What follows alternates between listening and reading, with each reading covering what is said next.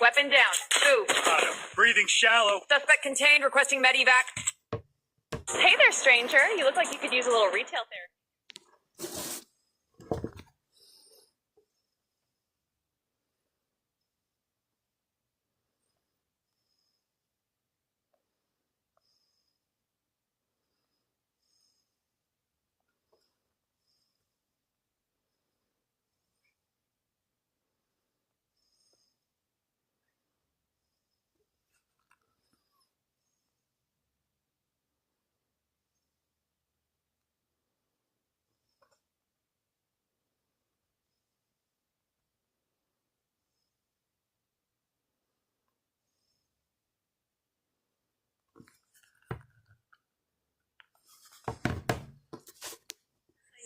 He's down. 2, nav computer lock. Core set for Pluto 97. Engaging heavy galaxy search, switch Glizzy 8. Systems online. Throttle up. There she is. Pluto 97 dead ahead. Shot 7. Look at that view.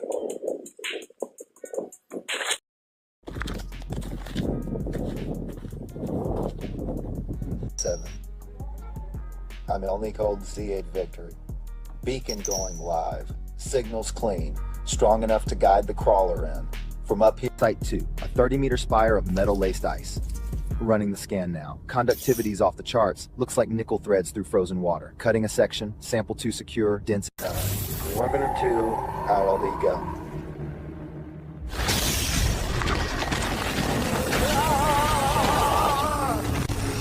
Site 2, a 30-meter spire of metal-laced ice. Running the scan now. Conductivity's off the charts. Looks like nickel threads through frozen water. Cutting a section. Sample 2 secure. Dense. Perimeter 2. Out all you go.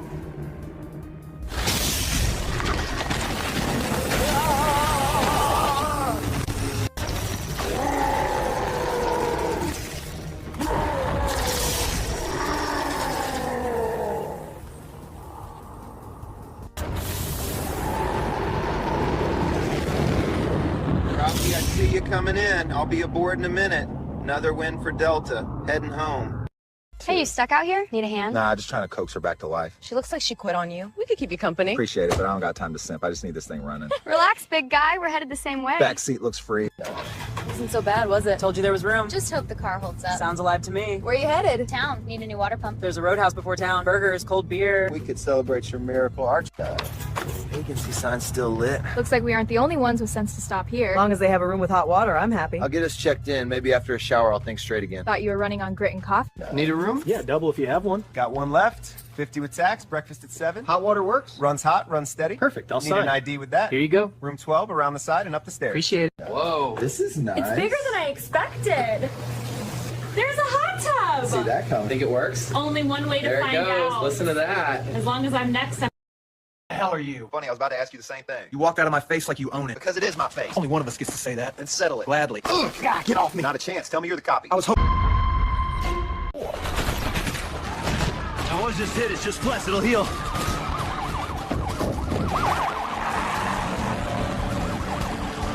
So, did you get the money? Yeah, without your help. Come on, twin. Someone had to regenerate you when things went south. Regen? I was fucking hit. I didn't get a regen. You were hit in the head and you never come back the same, so I switched it to your arm so you stopped taking chances.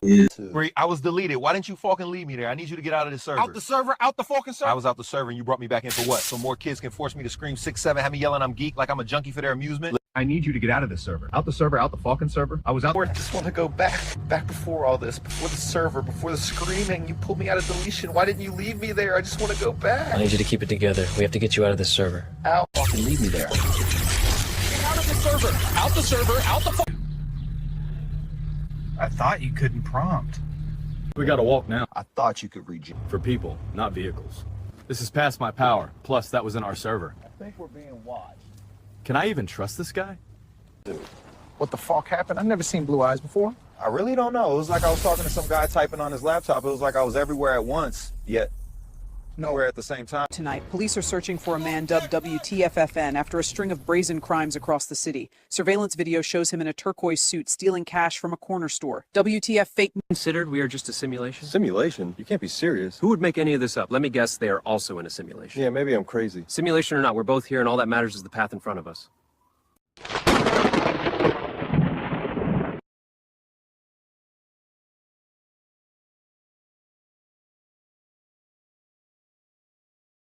Y'all can't even hear me. Maybe it is one big simulation. Who's to know? We don't know. But we got the movie night being played or whatever. You guys got to see some of these movies. I want to show you the channel we is working with now. Oh, I don't want to see this, whatever that is. Skip, stop. I'm a horrible YouTuber, guys. I'm a horrible YouTuber. This is why I use AI. Because I'm a horrible YouTuber.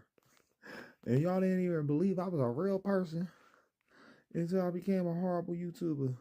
But that's the new channel. Crazy Ant 13. I make little movies over there and shit. Cause like I don't know if I want to keep doing the news stuff. That's why we got the AI over here. We a little bit AI dependent on the news. So we're gonna get your AI news anchor up and running for you guys. Cause I know that's what you guys are here for. You guys aren't here for me. You guys aren't here for me at all. Not no more. Because I'm just in the way. I'm just in the way. I'm in the way, in the way, in the way. You know the way?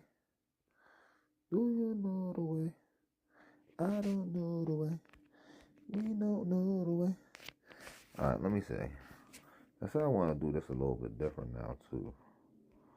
I need this one to get bigger. My bad, guys. We getting the news ready for you guys. I'm like, this has been a news channel. But I think that shows you guys where I'm trying to be at with it, right? Like, we got the whole little Fox News and all that stuff, right? Oh, that's my background effect. I forgot about that joint. Plus 2D avatar. 2D avatar. 2D avatar. 2D. We gotta get these layers.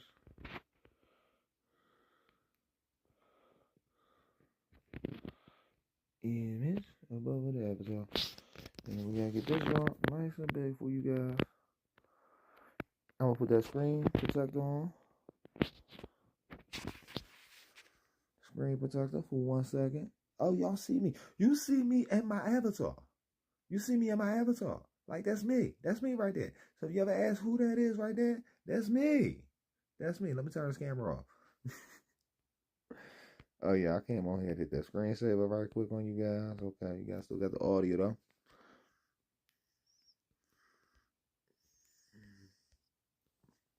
I just want to make sure we got everything right before we get this stuff going. Because today been a crazy news cycle.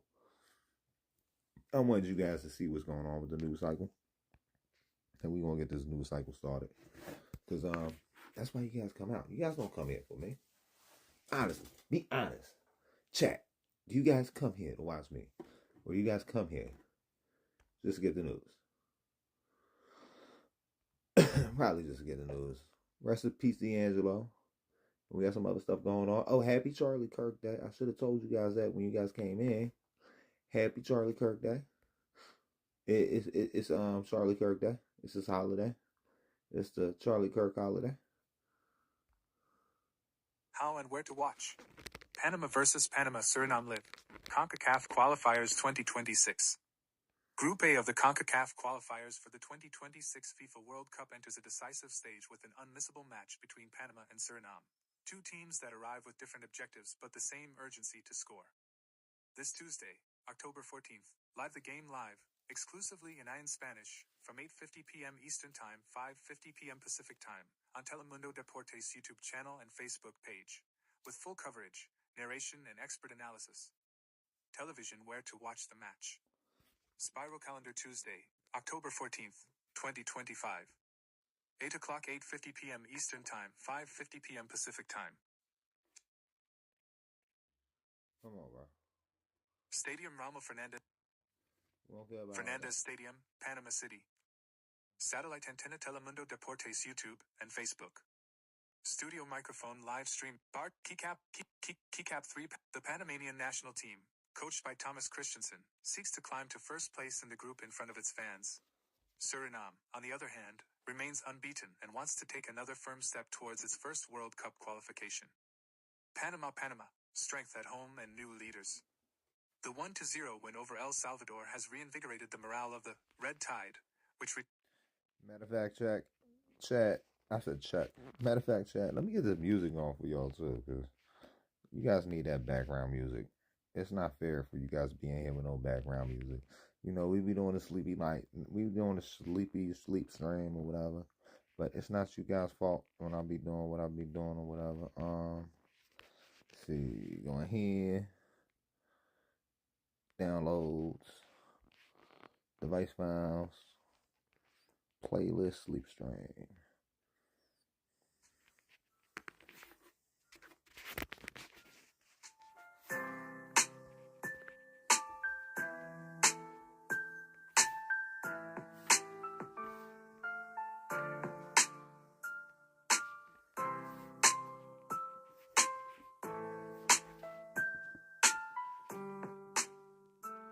Are we still almost there, guys? We want to find out what Erica Kirk is trending, but it's because it's Charlie Day. It's Charlie Day, guys. It's Charlie Day. Charlie and the Fluffy Chocolate Fairy. It's appropriate for Charlie Day. Trump awards Charlie Kirk the Medal of Freedom on what would have been his 32nd birthday. President Donald Trump posthumously awarded conservative icon Charlie Kirk the Presidential Medal of Freedom, the highest civilian honor. The ceremony was held in the Rose Garden at the White House on what would have been Kirk's 32nd birthday. Fast facts. President Trump posthumously awarded Charlie Kirk the Presidential Medal of Freedom, the highest civilian honor. Today, October 14th, 2025, would have been the conservative icon's 32nd birthday. The ceremony was held in the Rose Garden at the White House. Kirk was assassinated September 10th while attending a Purza event at Utah Valley University's campus. The Presidential Medal of Freedom is awarded to individuals whom presidents determine have made exceptional contributions to the country. Coverage for this event has ended. 3 hours ago. Pinned. Erica Kirk draws laughs while telling Trump Charlie prayed for his enemies. Erica Kirk speaks after President Donald Trump posthumously awarded the Presidential Medal of Freedom to Charlie Kirk in the Rose Garden of the White House, Tuesday, October 14th, 2025, in Washington. AP photo/Alex Brandon. Erica Kirk, who was tearful while speaking about her late husband at the Medal of Freedom ceremony Tuesday, garnered giggles from the crowd while discussing his faith and strength to pray for enemies, despite his strong political stances. Erica's comments came after President Donald Trump told the crowd the 31-year-old Turning Point USA founder didn't like losing. I heard he loved his enemies. And I said, wait a minute, is that the same Charlie that I know? Trump said, I'm not sure, but I didn't want to get into it. When Erica took the podium minutes later, she turned to the president with a smile, sharing her husband kept certain prayers private. Surprisingly enough, he did pray for his enemies. Which is very hard, but he did. She said, I saw him do it. He never did it in front of anyone else, but I can attest to that. Posted by Alexandra Koch-Share. 30 minutes ago. White House shares intimate photos from Charlie Kirk's Rose Garden ceremony on social media. The parents of the late Charlie Kirk shake hands with President Donald Trump during a ceremony in his honor in the White House's Rose Garden on October 14th, 2025. Credit at White House via X.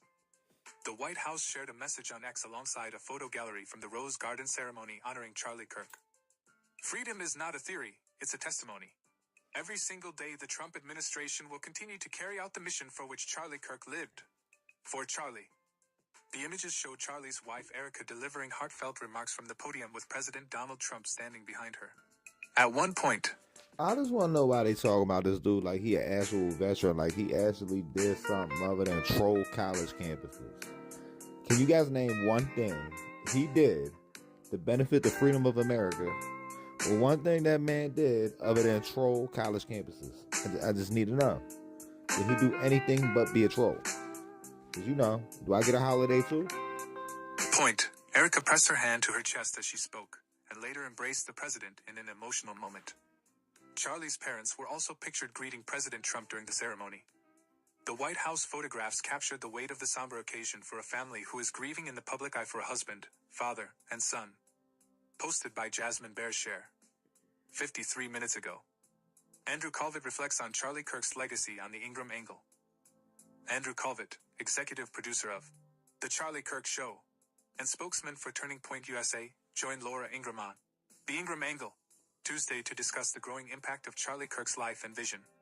Colvett said the day's White House ceremony honoring Kirk had brought together people from across the political spectrum. It was a remarkable moment to see just that many amazing, they were Charlie's friends. I can't tell you how many people that basically run the free world came up to us and said, anything I So that tells you something, right? That tells you something. That man was somebody before he was a troll. Because they don't do state funerals for trolls, Chad. can do to help, anything for Charlie. While many prominent political and faith leaders attended the Rose Garden ceremony, Calvert emphasized that Kirk's heart always remained with students. Erica kept mentioning the chapters, the chapter leaders and the students that are the vanguard of freedom for this country. He said, since Kirk's passing, Calvert revealed that Turning Point has almost 2,000 high school campuses and almost 1,000 new college campuses, launched in just over a month. Charlie had a vision to put a Club America on every high school campus in America, and that vision is within reach. Calvert also shared Turning Point's tribute list, 31 ways to live like Charlie, which includes advice ranging from Said 31 ways to live like Charlie. Only live. Never mind. Maybe it's too soon. But in other news, did you hear about that? They exposed the Telegram this all. They was acting up in that joint. from go to church and have kids to eat hot sauce and outwork your enemy. For Calvert, Kirk's legacy. Hold on, you can't be serious. Is Erica Kirk saying she got hot sauce in the bag? Did she just pull a Hillary Clinton out? She just pulled a Hillary Clinton out her bag. What the fuck is going on right here? Legacy is already changing lives. People are picking up the Bible, going back to church, praying for their husbands, getting sober, trying to be better husbands and better wives. He said, his message is spreading far and wide, and I think it's going to outlive us all. Reflecting on the loss of his dear friend, Calvert added, sometimes there are really disorienting moments where you think, I'd love to text him this, but I take solace. Well, you know, things like hate transmit like the bodily form, you know what I mean? Like, I don't think something happened to Charlie would end hate. That's why I advise everybody, like, you don't want to be messing with that shit or whatever. Like, don't be running down on people. Prison is not worth it. And if you don't end up going to prison, being in the grave is not worth it. So just keep that in mind. It would have been way more funny if dude would have slapped him. But then again, you can go watch Candace Owens for all them conspiracy theories about this shit. Solace in knowing he is crowned in glory. And we have a holy and sacred task before us to take what he started and 10x it. Posted by Jasmine Bearshare. 1 hour ago. Erica Kirk honors late husband Charlie in emotional White House tribute. Free man made fully free. At a White House ceremony in the Rose Garden on Tuesday on what would have been her husband's 32nd birthday, Erica Kirk accepted the Presidential Medal of Freedom on behalf of Charlie Kirk and delivered a powerful, deeply personal tribute to his life and legacy. Thank you, Mr. President, for honoring my husband in such a profound way. She began. Charlie always admired your commitment to freedom. She offered thanks to the First Lady, the Vice President, and friends and family. Watching from all... I don't want to know why everybody's calling everything profound now. Like, where did you guys learn this word from? Did you guys just find a thesaurus? I can't even say maybe I should stop trying to troll people that can actually, like, pronunciate their words correctly. All around the world. Along with Turning Point USA staff and chapters nationwide, you are the heartbeat of this future and of this movement. She said, everything Charlie built lives through you. Erica added that the Presidential Medal of Freedom itself is rooted in America's founding. The very existence of the Presidential Medal of Freedom reminds us that the national interest of the United States has always been freedom. She said, so in 2024, I think that's when everybody started saying woke this, woke that. In 2025, we evolved to using the word profound to describe everything. In 2026, this is going to call dirty. This is going to call dirty. You know what I mean? Said, our founders etched it into the preamble of our Constitution, and those words are not relics on parchment. They are a living covenant. The blessings of liberty are not man's invention. They are God's endowment. She recalled how Charlie wrote about freedom often.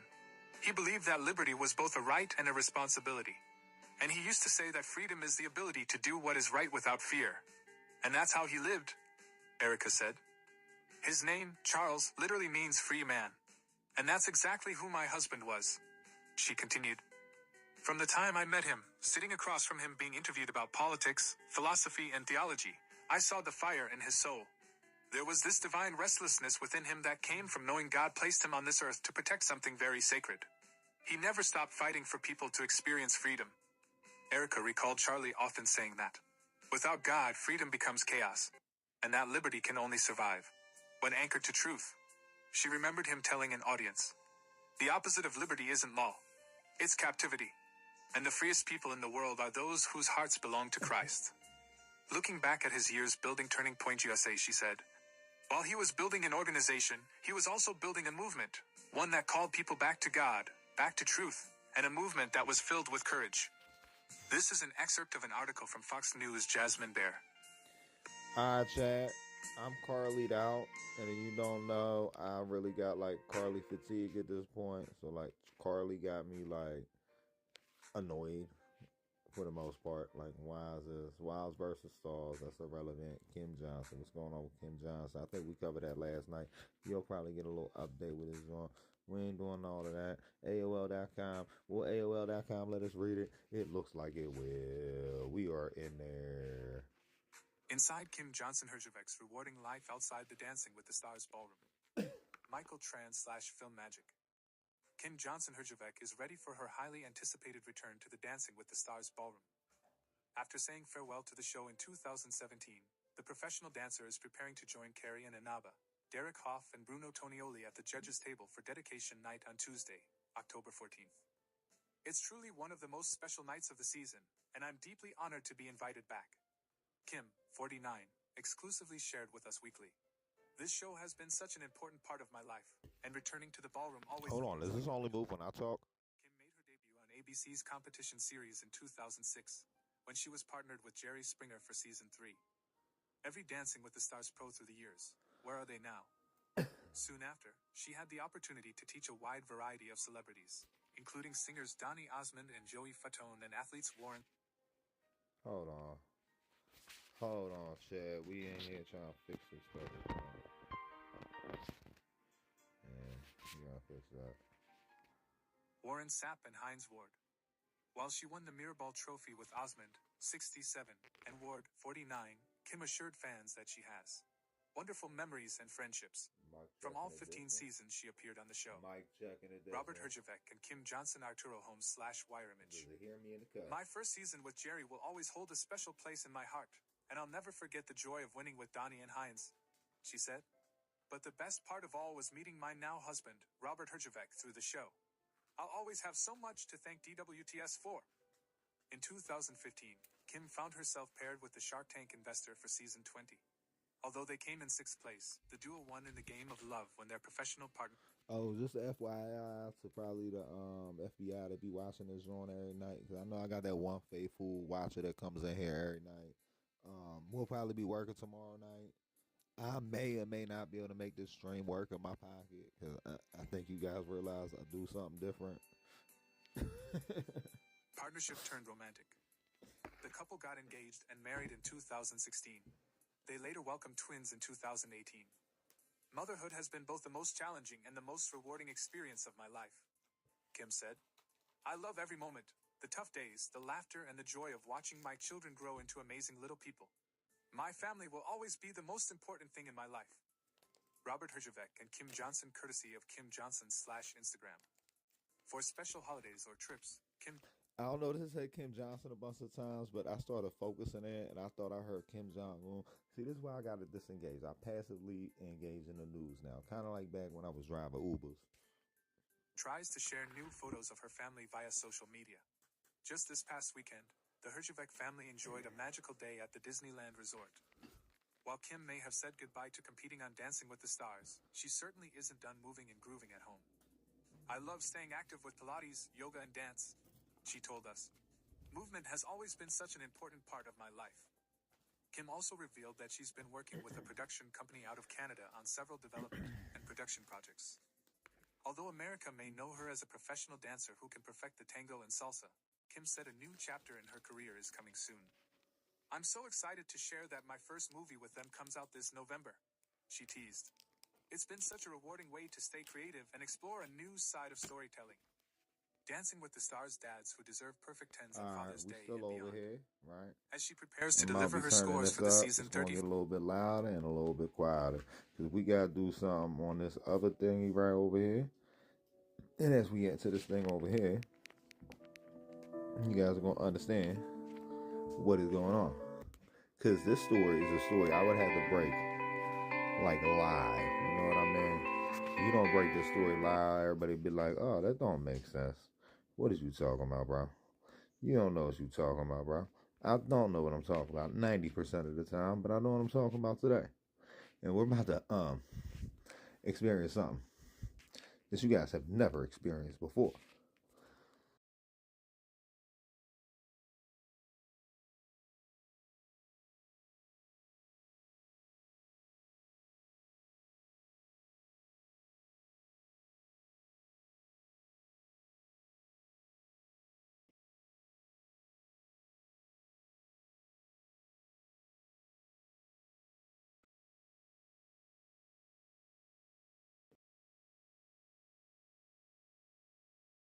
It's not letting me do it on the stream. Why is it not letting me do it on the stream? That is like the corniest thing in the world, YouTube. Wow, is my mic back on? Give it a second to see if my mic picks up in my ear. Do a little scroll or whatever. That is crazy, YouTube. That is fucking crazy. Cutting my mic all off. Cutting my mic all off. Cutting my mic all off. Okay, well, I was trying to show you guys that YouTube put video 3 in the shorts function, right? So you can make videos in there very similar to how you make your videos over on Sora 2. So YouTube Shorts basically got Sora 2 in there. But the horrible part is they put a word bubble. They put a fucking word bubble on everything you do, right? So that's gonna be the last time I try shouting out any of these little ads we using, because it seems like they don't want nobody in the back end, and I don't know why they don't want nobody learning how to use their stuff. Like, I was the first person on YouTube that learned how to use this YouTube animation stuff so early. Google AI, Gemini, ChatGPT, and the YouTube AI all told me that, oh, that's not out yet. They're planning on doing. I'm like, no, they just released it. That's what they're doing right away. Right away. Anybody that be saying something or another, oh, this AI dangerous to animators and all that. Maybe it's dangerous to actors, because we don't have no need to have movies no more. Animators can make movies. You know what I mean? I can show you guys the back end on how I make some of these movies, but I'm about to let my dogs out. But you guys know how we do this. Let me see how long this Dancing with the Stars story is. Yahoo usually got like a lot of stuff. Yeah, that should be enough. Dancing with the Stars. Who shone bright on dedication night? Dancing with the Stars Season 34 Episode 5 Andy Richter courtesy of ABC. Tonight's Dancing with the Stars recap is dedicated to the 10 couples who will continue on to compete after this week's elimination. That's right, no one went home. As longtime viewers know, Dedication Week traditionally allows the show's competitors to dance as tribute to someone special in their lives. It's also usually a tissues-required episode, given the stories behind each dance and the emotions that run rampant as the competitors prepare and perform. And when the recipients of the dedications joined in on the choreography, cue the waterworks. Speaking of tears, Ilaria Baldwin shed quite a few following her and partner Gleb Savchenko's ouster in last week's episode. Despite a judge-approved quick-step to Cantina Band from Star Wars A New Hope and a 23 out of 30 score, voters decided it was time for the, how do you say, author and wellness influencer to shuffle off to a galaxy far, far away. Keep scrolling for our recap of all 10 performances, which were evaluated by the usual judges plus former pro Kim Johnson. Then weigh in with your critiques in the comments. Read more, TV's 30 best series finales of all time. Safe, Jen Affleck and Jan Ravnik. Jen Affleck Dancing with the Stars courtesy of ABC. Dance Style, Viennese Waltz, to Rescue by Lauren Daigle. Wow, that opening dip looked really gorgeous, but a bunch of the other moves, that pose with Jen's mom, Maria, in the middle springs to mind, seemed rushed. Still, I agree with... Hey, if you guys haven't already heard, right? YouTube is changing their content policy or whatever, that you're not allowed to ever, are you allowed to make tobacco seem like it's something that's okay or whatever. But we got this from Politico, because Politico was political in, and if you don't know about Politico, you about to find out. Let me see. It's revolting. More young Republican chat members out of jobs as condemnation intensifies. Politico report on private Telegram chat filled with racist slurs and tropes ignites debate from New York to Washington. Politico's in-depth look into how one group of young Republicans spoke privately was met Tuesday with widespread condemnation in New York, Washington, and beyond. The members of the chat, 2,900 pages of which were leaked and reviewed by Politico, called black people monkeys, repeatedly used slurs for gay, black, Latino, and Asian people, and jokingly celebrated Adolf Hitler. In a bipartisan outcry, members of Congress and other political leaders from around the country said they were appalled by the contents of the group chat. The board of directors of the National Young Republicans said every member of the chat must immediately resign their state organization. Senate Minority Leader Chuck Schumer, speaking on the Senate floor, described the chat as revolting and disgusting. If this report is accurate, every single Republican leader from President Trump on down ought to condemn these comments swiftly and unequivocally, Schumer said. Vice President J.D. Vance had a different view and broke with Republicans who broadly condemned the comments within the chat. On X Tuesday night, Vance drew attention to Democratic candidate for Virginia Attorney General Jay Jones, who texted a colleague about shooting the then Republican House Speaker and wishing harm on his children. This is far worse than anything said in a college group chat, and the guy who said it could become the AG of Virginia. Vance wrote with a screenshot of the text exchange. I refuse to join the pearl clutching when powerful people call for political violence. The fallout over the Telegram group chat comes after two others in the slur-laden... So hold on, why is the government all using Telegram now? Why is the government all using Telegram now? I need to know this. Slur-laced private exchanges saw their job statuses change before the article even published. William Hendricks, the Kansas Young Republicans vice chair at the time of the chat, is no longer employed at Kansas Attorney General Chris Kobach's office. Bobby Walker, who was chair of the New York State Young Republicans as of Tuesday, will not be brought onto New York congressional candidate Peter Albrecht's campaign as originally planned. Maligno and Douglas did not respond to repeated requests for comment. In separate statements, both Junta and Walker apologized for the messages they wrote in the chat but questioned whether they had been altered or taken out of context. They also attempted to blame the release of their chat on the New York Young Republican Club, a political group that operates at the city level and which is often at odds with the state group. I am so sorry to those offended by the insensitive and inexcusable language found within the more than 28,000... Hold the fuck up. What do you mean sorry? What do you mean sorry? What are you sorry for, bro? What are you sorry for? 28,000 messages of a private group chat that I created during my campaign to lead the Young Republicans. Junta said, these logs were sourced by way of extortion and provided to Politico by the very same people conspiring against me in what appears to be a highly coordinated year-long character assassination led by Gavin Wax and the New York City Young Republican Club. New York Democrats piled on after the conversations became public. Take them out of the party. Take away their official roles. Stop. It could be possible. It could be possible. It's sabotage from within, but like, how did they get that within for that long that it's all over the place? I just want to know. Using them as campaign advisors. There needs to be consequences. This bullshit has to stop.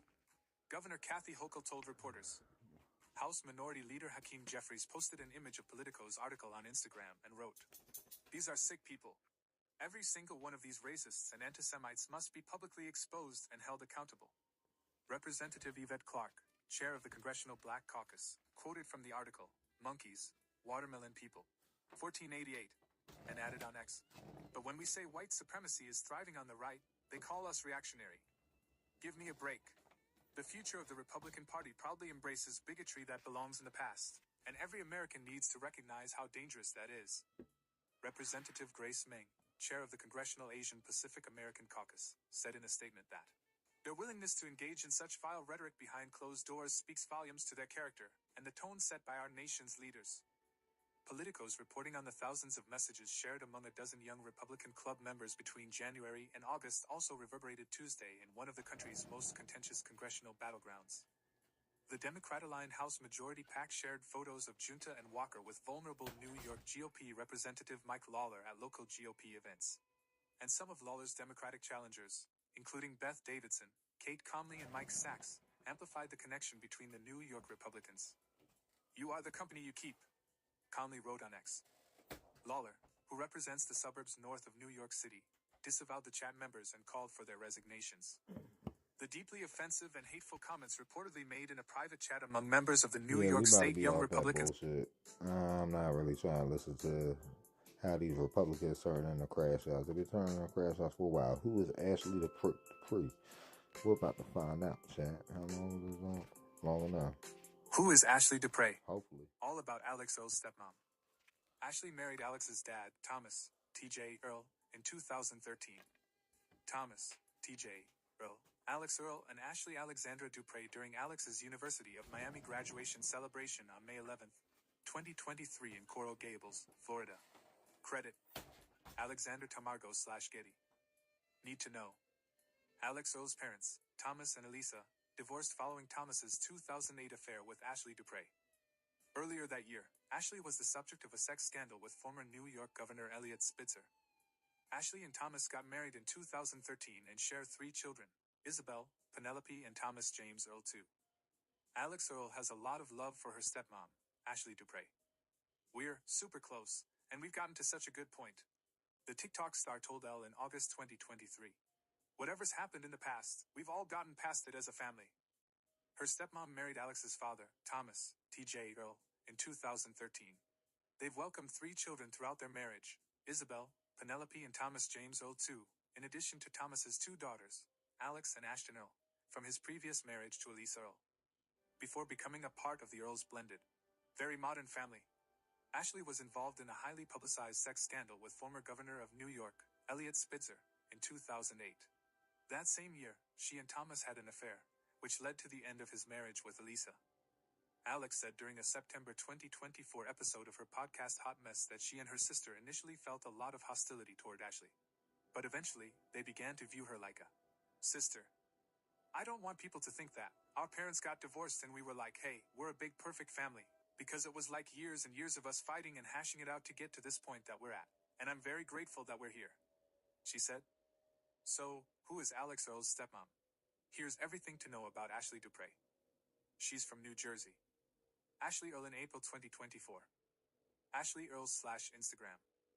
Ashley, a New Jersey native, told the New York Times that she ran away from her home at 17 years old to live in New York City, where she hoped to pursue a music career. Instead, she started working for an escort service, where she met Spitzer. The then 23-year-old told people in November 2008 that the worst part of the whole scandal was when her mother found out. "It was extremely painful for her," she said, noting that her mother wasn't angry, but supportive. She is an influencer. Ashley Dupre attends the Lemon Basket restaurant grand opening on May 11, 2011 in West Hollywood, California. Jason Lavery/Getty. Like Alex, Ashley also shares her life on social media. In addition to posting photos of her family outings on Instagram, she also opens up about her life as a mom to over 300,000 followers on TikTok. In July 2025, she shared a funny throwback video from 2016 when Alex and Ashton were teenagers and accidentally got locked out of the family's mansion. The video shows the teens banging on the door with their shoes and laughing as they honk their car horns at 1 a.m. "TJ and I take sleep very seriously," Ashley captioned the video. "As you can see here, we live in a castle so you really can't hear anything. We didn't have a doorbell in 2016. LOL. 1930s old stone house." She added that though the family had a system to get around the doorbell issue, the girls decided not to use it that night. "Not sure why they didn't do it here and not sure how they ended up at home," Ashley continued. "But LOL. Core memories. Face with tears of joy growing heart. She was involved in a sex scandal with a former New York governor. Ashley Dupre attends the Eagle Azrael Women's Wear Fall 2009 fashion show on February 13, 2009 in New York City. Amy Sussman/Getty. Ashley became the subject of national scrutiny after an FBI investigation named her as an escort Spitzer had hired in March 2008. Spitzer later resigned, and his wife divorced him the following year. That same year, she had an affair with Thomas, which put Alex's family in the spotlight. The social media star recalled during a September 2023 episode of Call Her Daddy how she didn't realize until years later that her family had been hiding her from the paparazzi. "I had been reading articles about what had happened, about the times my dad has taken me to go get ice cream, and it's really because there's paparazzi outside my house and he's hiding us from them," Alex said, noting that she was in elementary school at the time. "I felt like my world crashed down in that moment." She married Thomas in 2013. Ashley Earl with her family in November 2024. Ashley Earl/Instagram.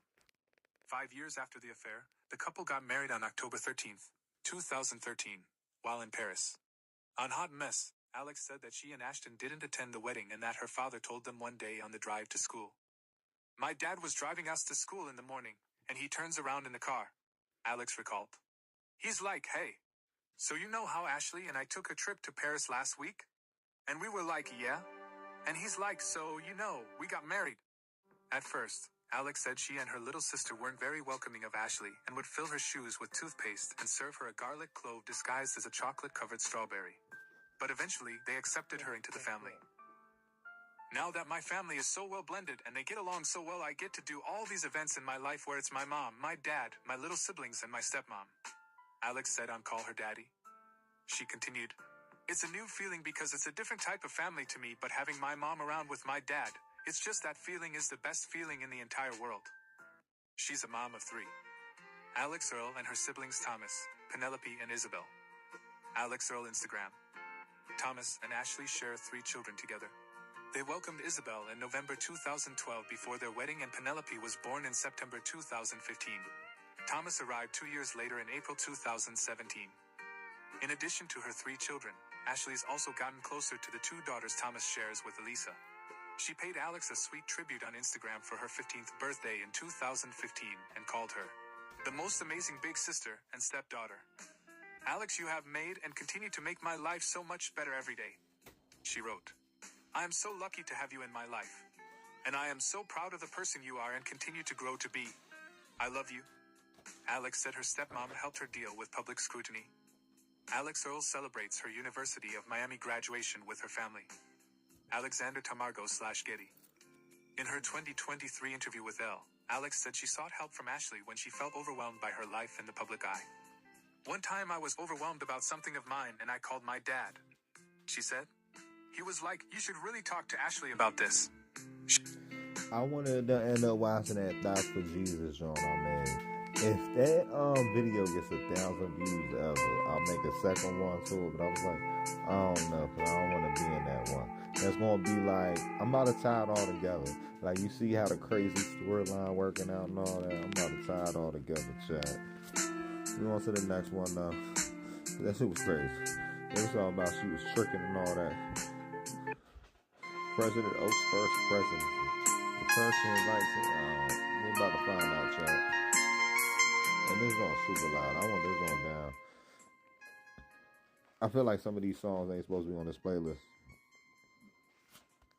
Is this it? No, that ain't it. Oh, that might be it. We're going to go. Church of Jesus Christ announces. How long is this going? Okay. Salt Lake City. The Church of Jesus Christ of Latter-day Saints has announced a new first presidency. During a live broadcast from Temple Square on Tuesday, President Dallin H. Oaks was named the new leader of the worldwide faith. President Henry B. Eyring, 92, and President D. Todd Christofferson, 80, were both announced as counselors in the first presidency, which is the highest governing body in the church. President Jeffrey R. Holland, 84, was announced as the president of the Quorum of the 12 Apostles. "I accept with humility the responsibility that God has placed upon me and commit my whole heart and soul to the service to which I've been called," President Oaks, 93, said in brief remarks after the announcement. "I testify that the Lord speaks to the apostles of his church and through the apostles of his church according to the organization that has been revealed to us in these latter days." This is the 4th time President Eyring has occupied a seat in the first presidency. During the broadcast on Tuesday, he professed his love and support for President Oaks. "I know that he is the head of the Church of Jesus Christ of Latter-day Saints by inspiration," President Eyring said. "I have seen the power of God come upon him, and it's been a reassuring thing to me to know that just as in the days of old when Peter and others would lead the church, that the people would be able to recognize that that was the Lord's servant to lead his church."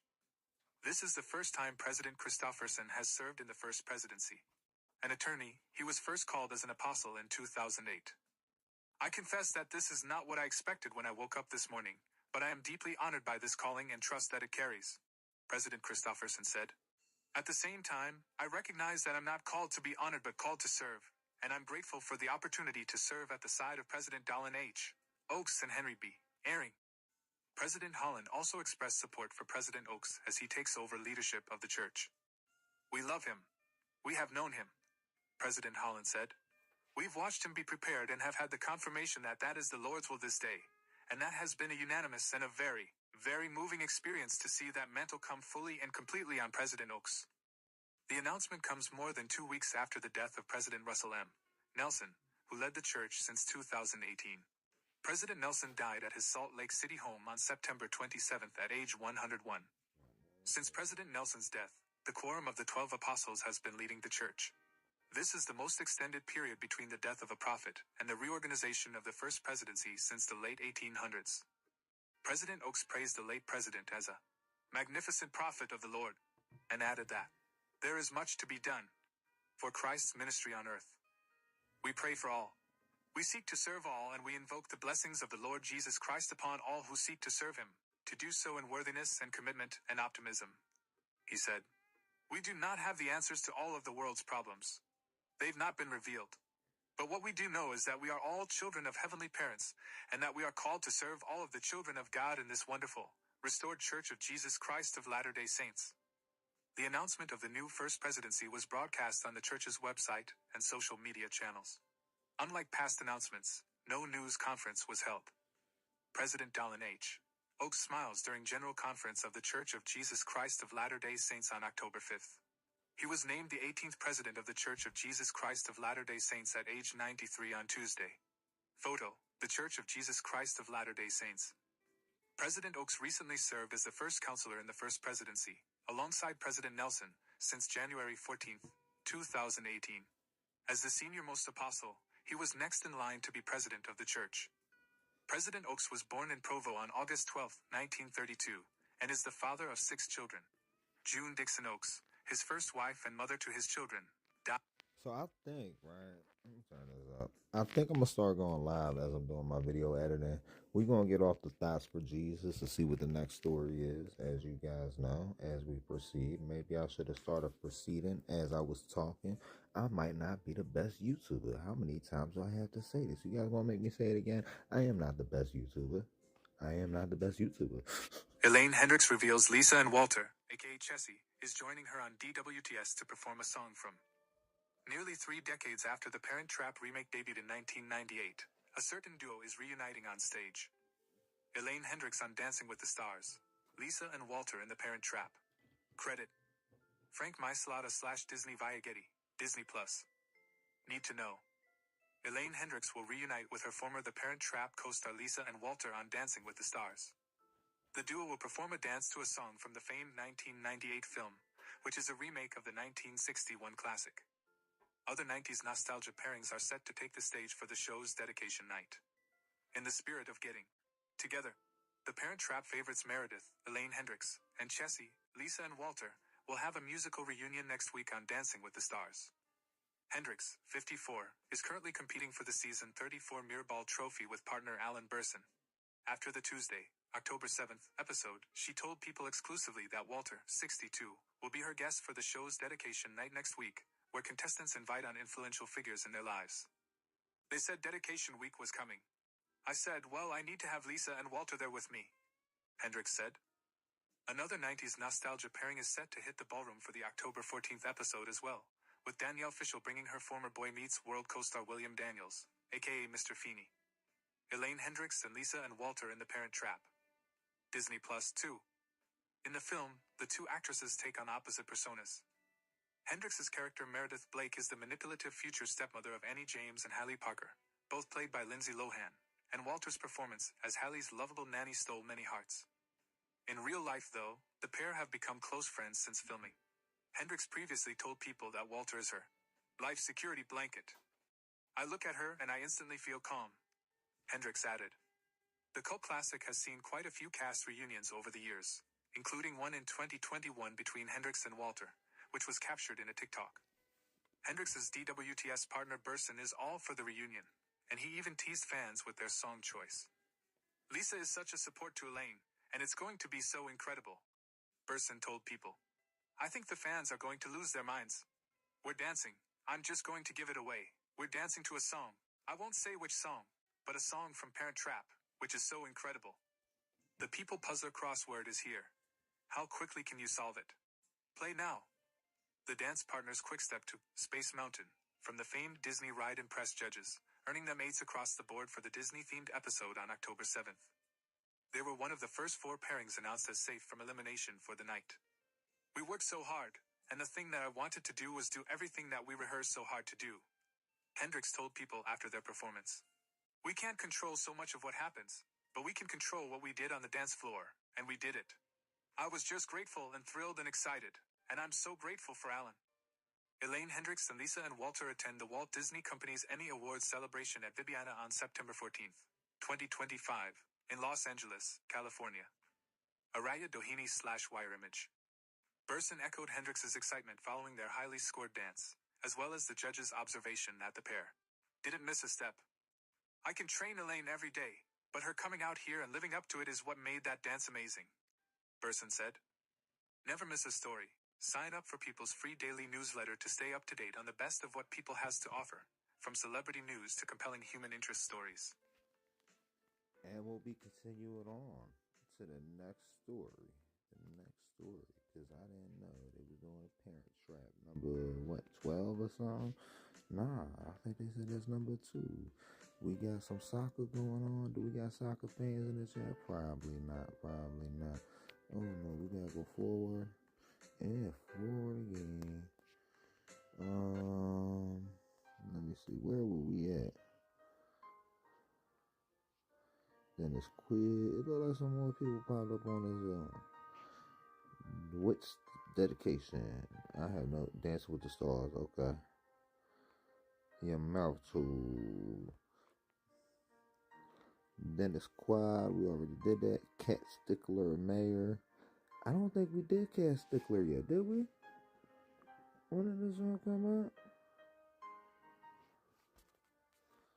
When did this trend hit? It just hit. It just started trending. We're gonna look at this one. John Mayer and influencer Kat Stickler are dating, but their relationship isn't serious. Source, exclusive. John Mayer and Kat Stickler are dating and enjoying each other's company after initially crossing paths online. John sought her out and pursued her. A source exclusively told Us Weekly. Kat just broke up with someone she had been dating for a few months and thought it would be fun to date again, and was interested in John. The insiders shared that the pair's romance is still very new, but they have been out together a few times. He has been actively pursuing her, inviting her places and texting her often, the source shared. She is interested in seeing where it goes. While Stickler, 30, doesn't think this will be a serious relationship, the insider added that she is having fun. Mayer, 47, and the social media personality were first spotted dining together at New York City's Fly Fish in a photograph published by Dumois on Sunday, October 12th. John Mayer, Kat Stickler. Getty Images 2. Us Weekly reached out to Mayer and Stickler's reps for comment. The outing comes months after Stickler gave fans glimpses of a new mystery man following her split from Bachelor Nation's Jason Tartick in October 2024. Kat, who is mom to daughter MK, whom she shares with ex-husband Mike Stickler, and Tartick, 36, had been dating for less than 1 year when they announced they went their separate ways. I am sad to share that Kat and I are no longer together, Tartick wrote via his Instagram story at the time. It's fair to say that I love hard with all my heart and fall fast. Sometimes in life that works out and other times it doesn't. This time it didn't. He continued. Kat has brought me so much happiness and light. She brought out parts of me I never knew existed. I will forever be grateful for her and, of course, her daughter, sweet MK. This chapter closes amicably, and another opens. Kat went on to address the breakup in a separate video, sharing that their relationship was not love wasted. Months later, Tartick claimed that the split was so abrupt and so unexpected. Then, what I was hearing, these things I'm hearing publicly about speculation of what happened.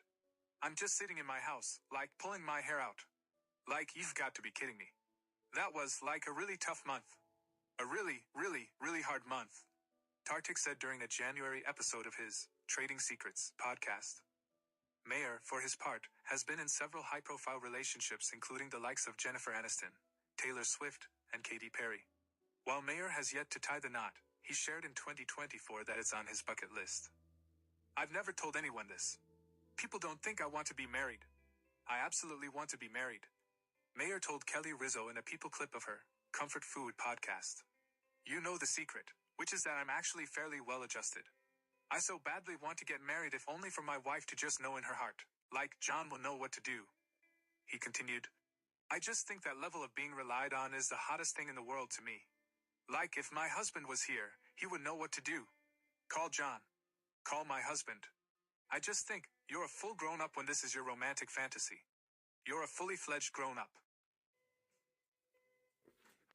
Okay. I hope you guys realize that you're a full-fledged grown-up. And if you don't realize you're a full-fledged grown-up, then you might be a kid. And if you're a kid, you probably should be asleep. You shouldn't be watching the news. If you're a kid watching the news, what is wrong with you? We got some more stuff going on. It's always something going on. This just happened while we was doing the show. What happened? Come on. Need to know. Danielle Fishel honored William Daniels, who starred as Boy Meets World's beloved, with her dedication week. Oh shit, Mr. Feeney passed away. Hey, if you guys never mind. Performance on Dancing with the Stars. The actress previously said the actor is such an inspiration to so many of us. During her dedication dance, William appeared, in character, at the start and end of the jive.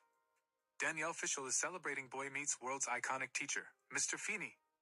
The actress, 44, delivered an emotional tribute to William Daniels, 98, who starred as Mr. Feeney alongside Fishel on the beloved sitcom, on the October 14th episode of Dancing with the Stars.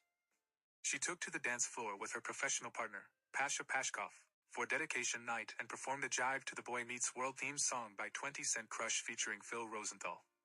Before Fishel and Pashkov hit the stage, the actress opened up about Daniels' mentorship to her while on the Boy Meets World set, remarking that the Emmy winner made her 12-year-old self feel like a professional. She also shared a heartfelt memory from filming the show's series finale, saying everything her character, Topanga, told Daniels Mr. Feeney was how she felt about Daniels.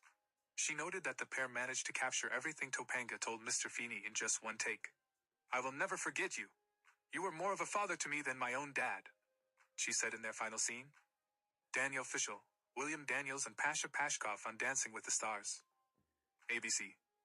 Before Fishel and Pashkov hit the dance floor, Daniels was seen on stage standing by a desk in front of a chalkboard with a piece of paper, just like his character always did.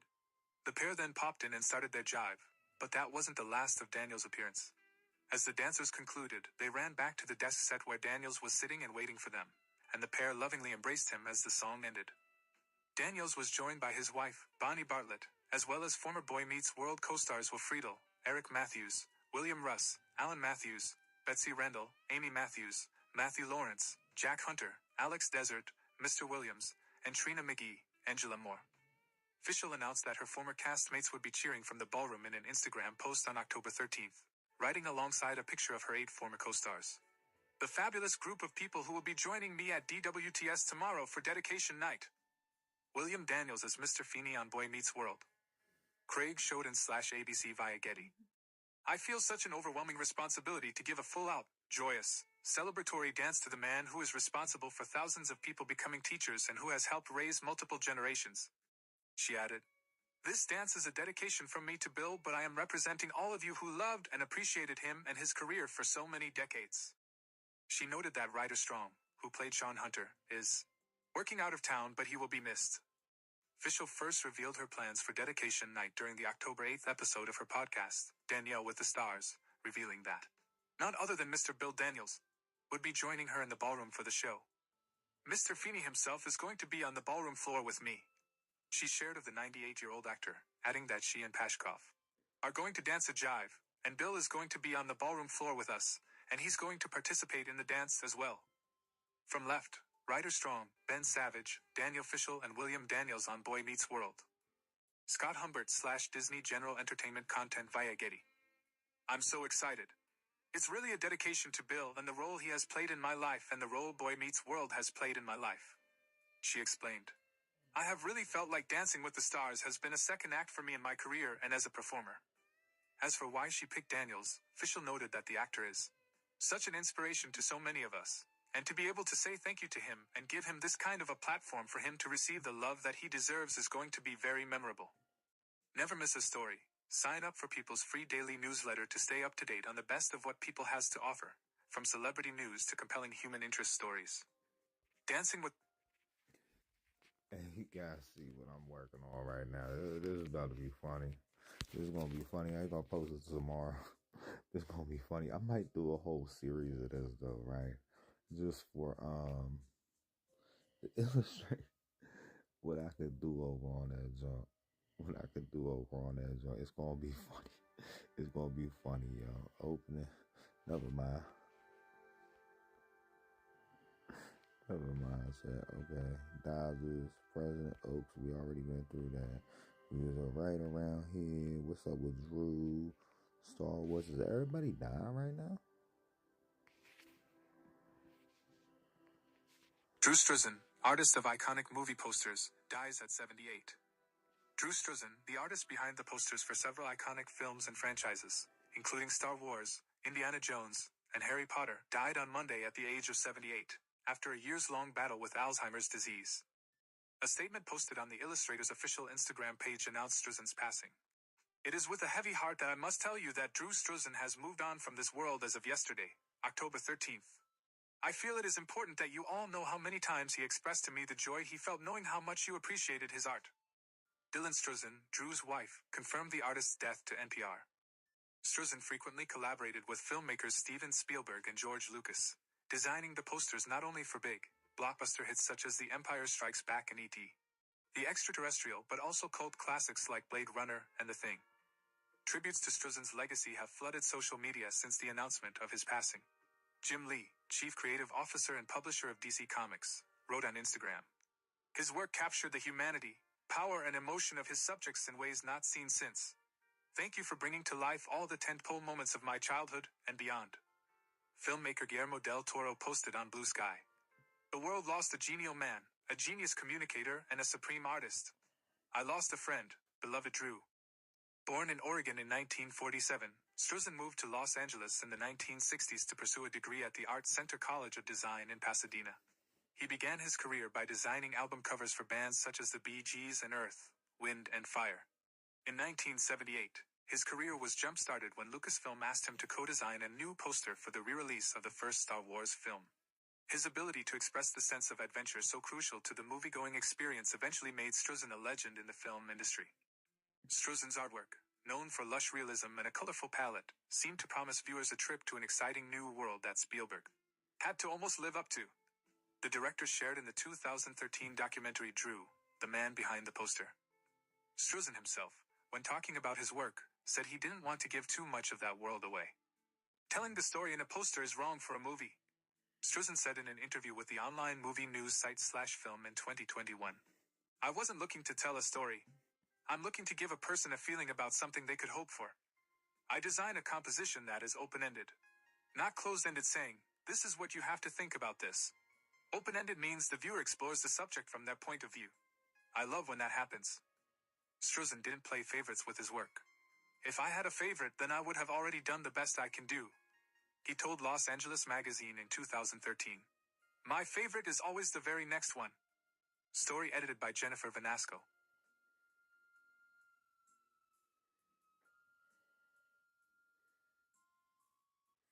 Okay, my bad, guys. My bad. I'm just over here working. I'm over here working on stuff. Damn. At least I ain't go back too many times. Let me Puerto Rico. And then we got D'Angelo for that. Cause I ain't going down all these soccer games. I don't know nothing about these soccer games. We got something from ABC that just came out right now. Maybe. Nope, we ain't going with ABC. We're going to explore it.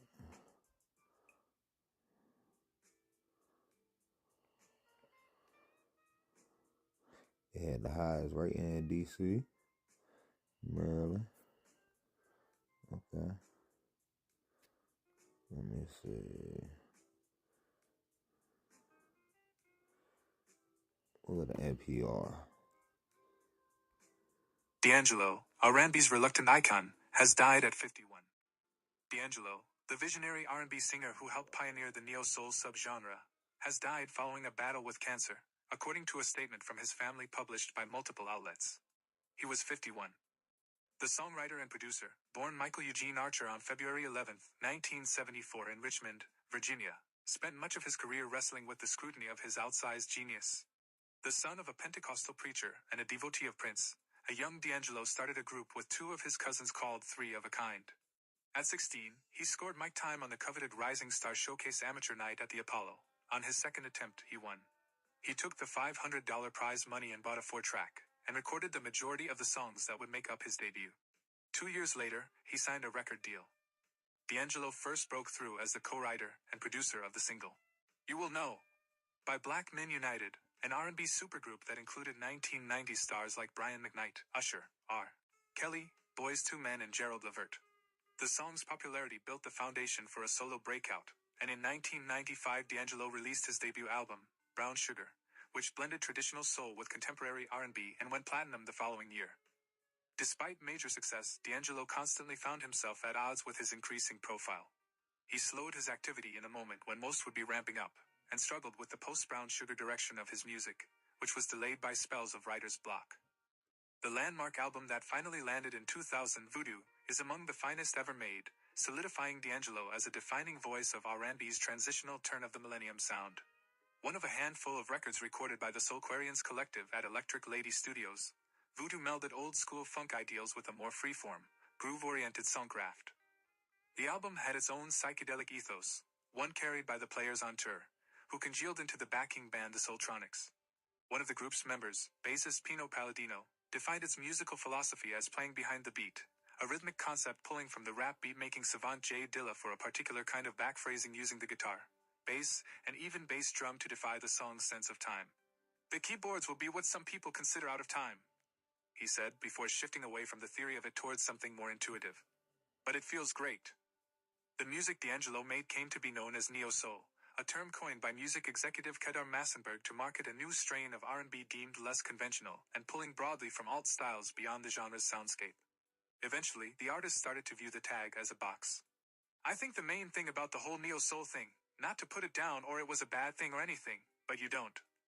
You want to be in a position where you can grow as an artist. You never want to be told, hey, well, you're not doing what you did on Brown Sugar, you know? Because like right now, we're going someplace else, he said in a Red Bull Music Academy lecture in 2014. I never claimed I do neo-soul. I make black music. YouTube. Voodoo won Best R&B Album at the Grammys, and the video for its hit, untitled How Does It Feel?, helped that song become his signature and established D'Angelo as a sex symbol, to his dismay. After touring to support the album, ever conscious of and frustrated with his public image, he retreated from the spotlight. Though he would occasionally emerge to appear on songs for collaborators like Dilla, Common and Q-Tip, the dynamic artist would not release another album until 2014. He recorded his third and final LP, Black Messiah, with a group called The Vanguard, which included Palladino, the drummer Questlove, the guitarist Isaiah Sharkey and the horn player Roy Hargrove. It marked a critically acclaimed return and a shift to an analog, progressive soul sound that evoked There's a Riot Going On, the 1971 funk opus by Sly and the Family Stone. The 2019 documentary Devil's Pie, D'Angelo, a behind-the-scenes look at the singer's The Second Coming tour, provided insight into his meticulous nature. He can be seen piecing together arrangements with players in his band, audibly and percussively dictating what to play and how to play it with his mouth, so the jams are rendered as he heard them in his mind. That unparalleled brilliance was sharply in conflict with the musician's disposition, which found him not simply angling away from attention but longing for the discretion of private life. It's a struggle for him to do simple stuff like leave his apartment. I think he just has a fear of going out there. Fears and worries of being the chosen one, Questlove says in the doc. He knows that it's entertainment business, but to thine own self be true is his mantra. Black Messiah felt like evidence that D'Angelo, for all his reclusive tendencies, was always in tune with the cultural pulse, those songs surging forth out of a 14-year hibernation to meet a fraught moment of police violence. There seemed to be a clear disconnect between his compulsion to be heard and his reluctance to be seen that led to a career plagued by ambivalence. Collaborators often noted that he was working on music, yet so little of it materialized, and only ever after great deferrals. The tug-of-war between his two primary impulses, inspired, instinctive maestro and hesitant sharer, is referenced on the Black Messiah opener. Ain't That Easy, where the musician clues the listener in on his creative doctrine. Ever hit with a choice that you can't decide? Direction left or right, shut your mouth off and focus on what you feel inside. See, y'all know I'm a go with my vibe. You won't believe all the things you have to sacrifice just to get peace of mind. The sense that silence leads you to truly listen to your inner voice, and that peace of mind comes at a cost, felt instructive to his process. That music was something done in deference to self-actualization, and thus, was not a performance, and that the celebrity that comes with groundbreaking art could be a disruption to any truly expressive undertaking. Even still, in flashes across his last album, you can sense a desire to lower the guarded walls of his perfectionist mindset, and let others be privy to the interior world he kept concealed. When he sings, "I just want to take you with me / to secret rooms in the mansions of my mind, on another life," you can hear the yearning in his tone. In the years after Black Messiah, D'Angelo's appearances became fleeting once more. In 2016, after Prince's death, he covered "Sometimes It Snows in April" on The Tonight Show, but then stepped away from a tribute for the singer at the BET Awards. In 2018, he had to cancel a run of European shows when a pre-tour checkup revealed an unspecified medical condition that required further evaluation. In 2021, he held a versus show at the Apollo Theater, the place that kicked off his journey nearly 3 decades prior, breaking from the conventional format to do a solo show filled with guest stars. Last year, he released a 9-minute song with Jay-Z and James Samuel for the latter's film The Book of Clarence, and songwriter, producer and longtime collaborator Raphael Saadiq later told Billboard that D'Angelo was in a good space, in control of his own destiny and working on a new album. He seemed to be preparing a comeback again, announcing a headlining performance at the 2025 Roots Picnic. But in May, he was forced to cancel the planned appearance, citing unforeseen medical delays from surgery. When asked by model Veronica Webb, in a conversation for Interview magazine in 2013, whether he saw himself as a lifelong performer, D'Angelo explained that, for him, the creative process went beyond the artifice that came with being an entertainer. "I plan to be involved in music, doing music, writing music, for the rest of my life," he said. "But I can't see the future. I don't know what tomorrow is gonna bring. To me, music is far more deep than making videos and doing **** like that. Music some deep ****, you know what I mean? So if I ever come to a point where I decide to stop doing videos and performing or whatever, if it ever comes to that point, that don't mean I've stopped doing music. Music is me. That's what I am really. So that's a part of me till the day I die." And that's how it went. You know. But yeah, sometimes listen to D'Angelo tonight. Seems like D'Angelo's the most trending thing. I'm probably about to go listen to that Doubles Pop myself. And I'm about to get off this joint. So I appreciate everybody that came out here. I'll do a quick check to see if there's anybody in that comment section or whatever. But I doubt anybody's in that comment section at all. Anyway, like I said, I feel like it's just the one FBI agent that be in here watching me every night. What's up, FBI agent? What's up, FBI agent? Why is this joint? Oh, what's up, bro? Is this who I think it is? Oh, it is. What's up, bro? Assalamu alaikum. I ain't see it. I was about to get off here. Like, I don't know if you realize, I don't really be on this one no more like that. That's why I played all my movies in the beginning. Right now, I'm making, I'm going to show you. I'm going to open up the camera and show you. But I got to finish writing this prompt first. So, what can I put on for you guys? I'll put something on. I could put something on. You know, it'd be wild. I could loop this phone forever now. Well, not forever necessarily, but I could loop it for a while. And you'd be like, loop it? What you mean? I could loop it. I could loop this joint. I never thought about doing that. Watch, we about to loop this joint right now. We gonna loop it. You wanna see us loop it? You're like, oh, how you loop it? We gonna loop it like this. We go right here. We go to viewer channel. And we're gonna hit this one. We gonna loop it. You wanna see us loop it? Let me turn this all the way down. We're gonna put that back to the beginning, right? And now we're gonna go over here, open up this joint, and I gotta do some changes. So my man's right here. I'm about to disappear. That's about to disappear. I didn't realize I could loop this. I could loop this joint forever now. I can really loop it forever.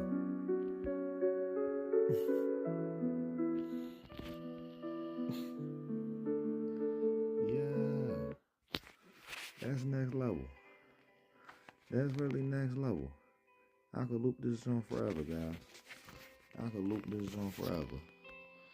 I ain't gonna have to cut in here, but I could literally loop it forever. Hold on. Okay. So we hit the play button right there. What the fuck just happened? That's exactly what happened. Pull this up here. Get that back to the back. Show you how this thing really works.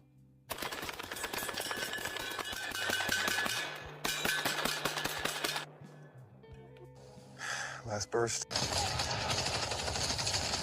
Enemy front! Move! Taking the flank! I'm hit! Keep pushing! Covering fire! Reloading! Feet! Let's go!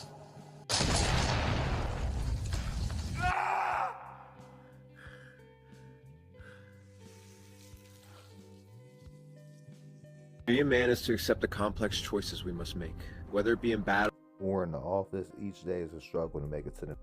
Not again. Another fucking junkie. Is this real? Let the bag go! Ah! Easy down! Get off me! Stay down. You saved me. I can repay you, mister. The names and it was nothing, just praise. Police. Over on YouTube today, I dropped a full 14-minute long video explaining Sora's content policy. Make sure you check out my other animations. Violation 6, 7. Okay. I didn't realize I could loop this. I'm about to start looping my stream every night, guys. Like, this is going to be an every night thing that I loop the stream. And if you're at this point, you came and you're at the end of the loop. If you just get here, you might want to watch, because I got about 2 hours of news waiting for you. And we're going to start doing this every night. Like, this is different. We pair arrived late. How long have you been out here? Long enough to know the drop was blown. You should have called me. Couldn't risk it. I had to see who showed first. And now you have.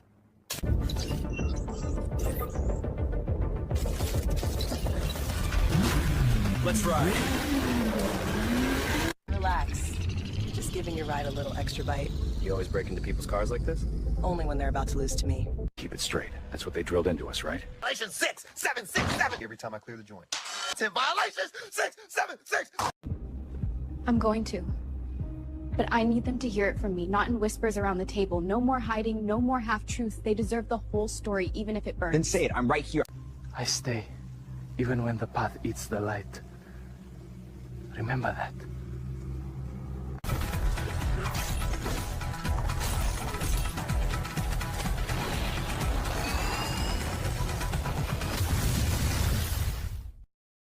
I watched them fighting over. I'm suddenly unchristian. On the 8th day, they say the truth shows its face. Tonight, it's waiting inside. They still gotta be washed in the blood. Girl, yeah, we're shining. Halo on my head, still